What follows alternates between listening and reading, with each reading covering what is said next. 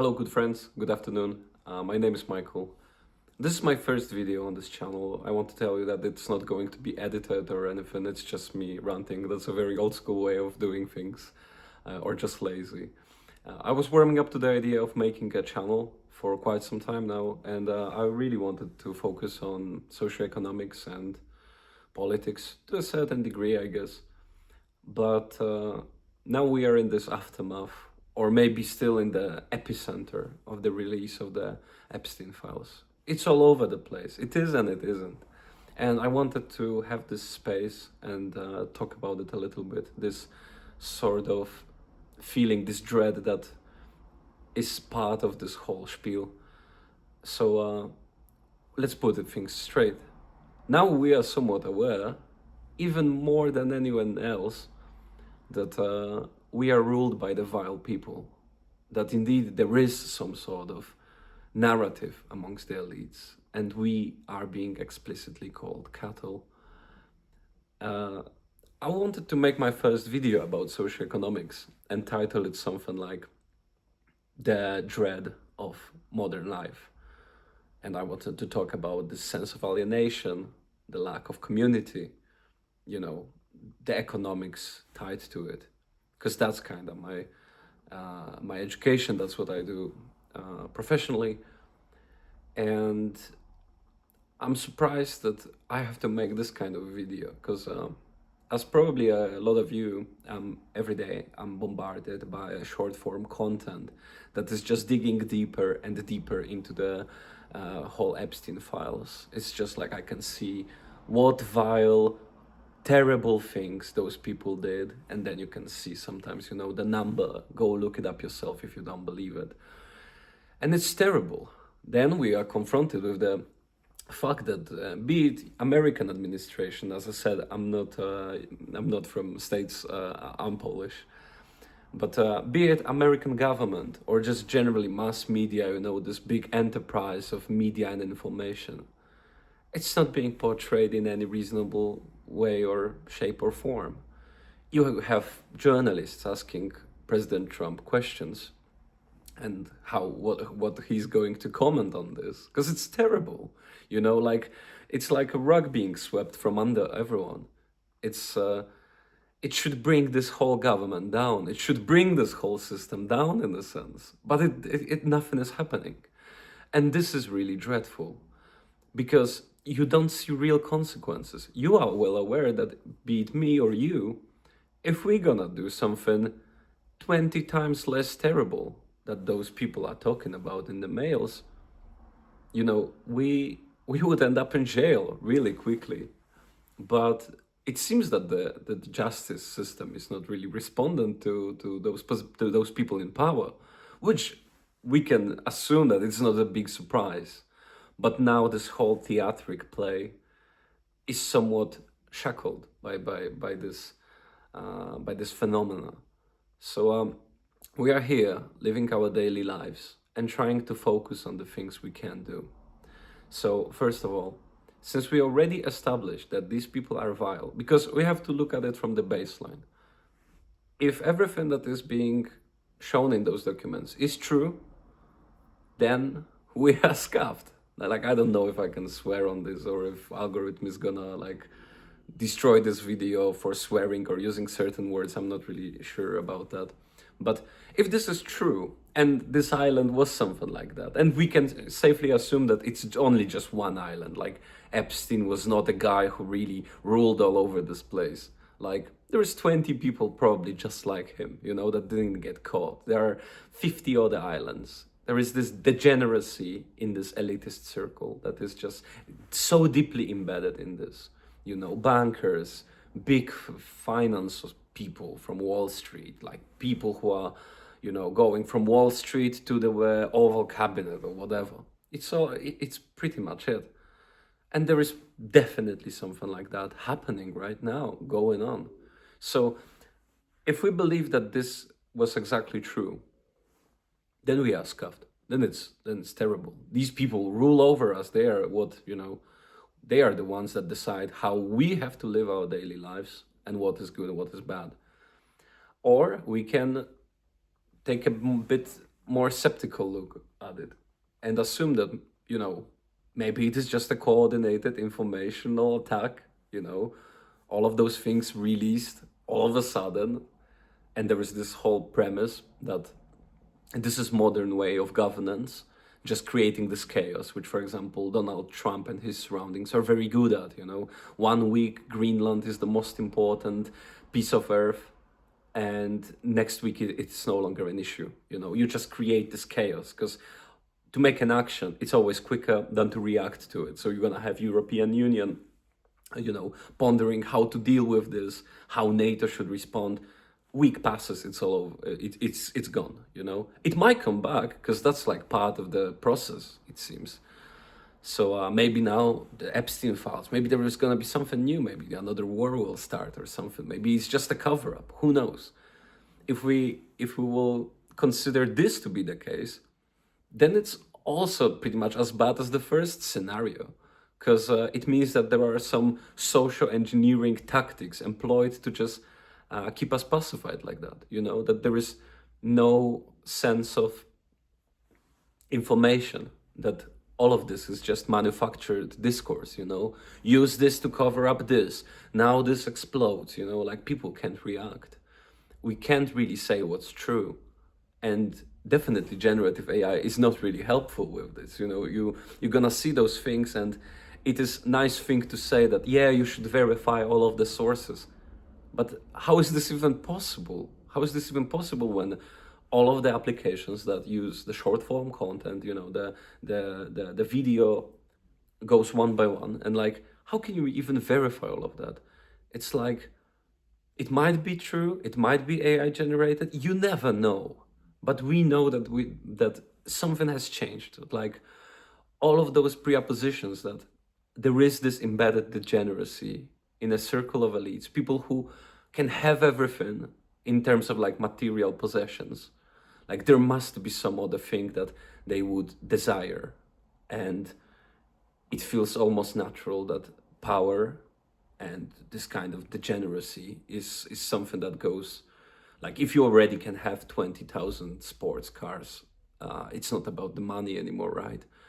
So it leaves us in this state that the social contract is broken, because it's not that easy to necessarily continue your life, go to your job, then pay taxes, you know, participate in this equal society based on those big words that are being thrown around, like, you know, liberty, egalitarianism, all of that, you know, in the Western civilization, let's say.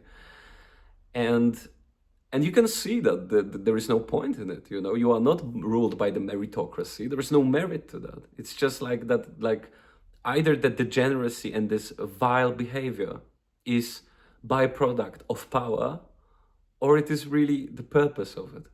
It's really hard to decipher this, and it really leaves us in such a vulnerable state, because what can we do about it? Not that much, it seems. You know, like, okay, I get it. In New York, maybe there are some protests happening, and you can go and take this outrage that you have and go and use it. I don't think it's gonna change anything, really. You know, it's just like it's like venting out, basically. But what we should hope for is that those people will, you know, that justice will get to them, that they will go to jail, or they will get, you know, something bad will happen to them.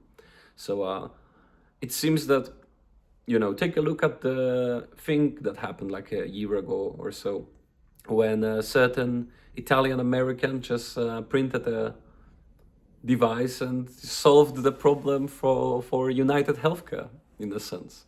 And, you know, this huge, it seemed almost like inspirational, because it kind of goes back to us feeling hopeless, that we cannot really do anything. There is not a single way that we can do to like touch those people in power, change the system, change it. It's like those radical moves seem like the only solution.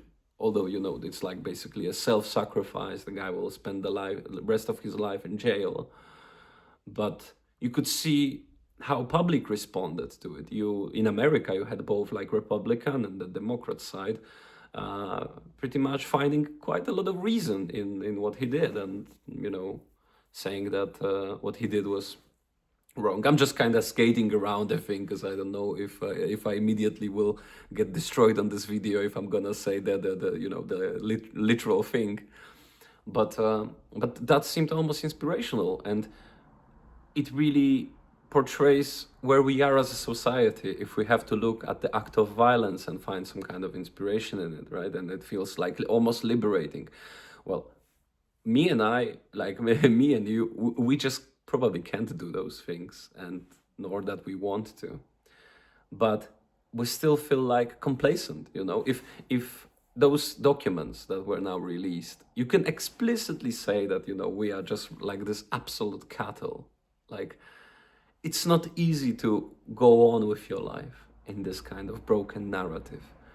So, what I believe might be helpful, just might be helpful, is going on with a little bit of rebellious, mischievous attitude about it. So, hear me out. Now we can see that it all blends together. Since it's very hard to decipher reality, you will see all of those conspiracy theories that were hanging out for like last 10 years about flat earth, or like come up with whatever. It all gets tangled up. You know, you're gonna have all of those people saying, "We told you so," and maybe actually they were right. But first of all, we need to untangle this reality. Nothing is true. Maybe nothing is real. You know, like it's so hard to decipher this. We will perish if we're gonna try to find out what is really happening. But what we can do is some small, I would say, logistical, technical things. How we can some sort of like detach ourselves from it, and find some meaning in like opposing this. So first of all, it's really simple. I'm not a tech guy, and I don't want to give any technical explanations. Like I wouldn't be able to do so. But switch your browser. You know, like don't use Microsoft. De-Google your things. Like, you know, step away from those tech giants. We know that data is the most important thing nowadays. It's like their new currency. You know, they are building those data centers, siphoning water out of communities. It's like this big new thing. So first of all, get rid of Google. Like really, you know, as much as you can. Like make a new mail on Proton. You know, cherish your privacy. Fight for it, because when you're gonna at first, when you're gonna go and take a look at it, you will see that they see everything, you know? And it's not that you've got something to hide necessarily. You are not planning on doing some mischievous things, do you? But still, this idea that they can siphon out all of the data, addresses, locations, everything. You know, if you're gonna go and try to like send a photo of your dog to your mom on WhatsApp, you gave WhatsApp an access to your whole library of photos, and it's not even up to that point. It's just like they have it. You know, they can do whatever they fancy with it in a sense. So de-Google, like get the Facebook out of your phone. There is nothing to even look at it on this website. It's completely, you know, it's completely obsolete. If you need to, just get it on the browser, but use a decent browser. Use privacy tools. You know, VPN generally is a scam, but just try to detach yourself from this in those small things, because this is like a tiny bit of rebellion. You know, we at least in that sense we don't have to feel complacent. You know, same with any other software like that. You know, Microsoft. If you are into games, you are kind of aware that we don't like Microsoft lately. And for a reason, like I don't, you know, first of all, the technical product is garbage. And second of all, you have Bill Gates doing God knows what on this island, you know, like it's not that big of a change. Preferably even just install Linux on your computer, you know, like get away from those things as much as you can, you know, because it goes really deep. Even we are using Spotify, and the Spotify money is being used to fund some AI drones that are gonna do, you know, a lot of harm to people in certain parts of the world. You know, all of this is just complicit to this idea that we are living in this nightmarish time that is just like, you know, the nightmarish life of modern era is just sugar coated with like fancy new products, and you know the consumer, but I guess consumerism can only get you so far, you know. So the meaning is what is important. And to find some meaning in this, we need to find some small acts of, let's call it, technological violence, liberty for violence. Yeah, just get rid of the Microsoft, get rid of the Google, get rid of all of those. Like, you don't want to, like, you are not missing out on anything. And I know there would be many other options, but I just don't want to go and preach, go set up a mesh-tastic node on you, because it involves money. And I'm completely aware that not everybody is in a position where they can put a primary focus on those things. There is like a daily life, daily struggle that we have to all deal with, and it's not that easy to find additional space to do it.